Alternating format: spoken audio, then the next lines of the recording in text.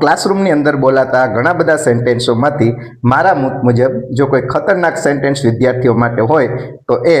રજાનો time હોય અથવા તો લેક્ચર પૂરો થવાનો હોય અથવા તો વેકેશનનો સમયગાળો હોય, સમજો કે વેકેશન પડવાનું હોય અને એના દિવસે ટીચર્સ દ્વારા એક બોલાયેલું સેન્ટેન્સ કે આજનું હોમવર્ક છે,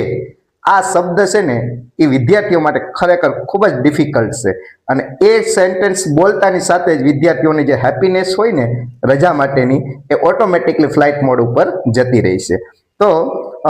દરેક વિદ્યાર્થીઓએ આ ફીલ કરેલું જ છે કે હોમવર્ક છે એ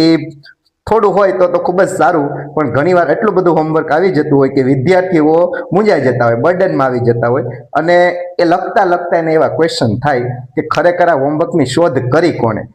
હમણાં જ લેક્ચર દરમિયાન અમે આ ડિસ્કશન કરતા હતા સ્ટુડન્ટ સાથે, તો એમાં વિદ્યાર્થીઓનો પણ એક ક્વેશ્ચન હતો કે ખરેખર હોમવર્કની શોધ કરી કોણે. તો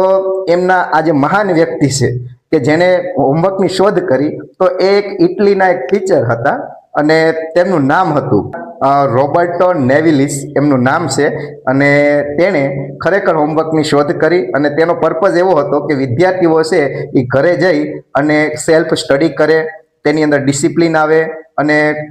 એના એજ્યુકેશન, એની જે લર્નિંગ પ્રોસેસ છે એમાં ઘણો બધો બેનિફિટ મળે. એ પર્પઝથી એણે આ હોમવર્કની આપવાની શરૂઆત કરી હતી. આજે કેવું છે કે દરેક શિક્ષકો છે એ હોમવર્ક એક રેસ હોય ને એવું લાગે કે ભાઈ આ વિષયમાં એટલું હોમવર્ક છે તો હું પણ એટલું હોમવર્ક આપું, અને એ પરિસ્થિતિની અંદર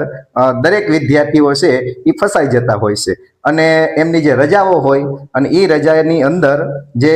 એને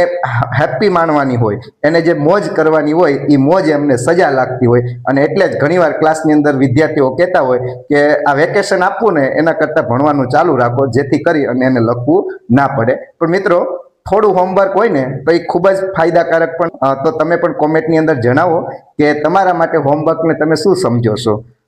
તમારી ફિલિંગ્સ જે છે હોમવર્ક સાથે સંકળાયેલી, તમે જે અનુભવ કરો,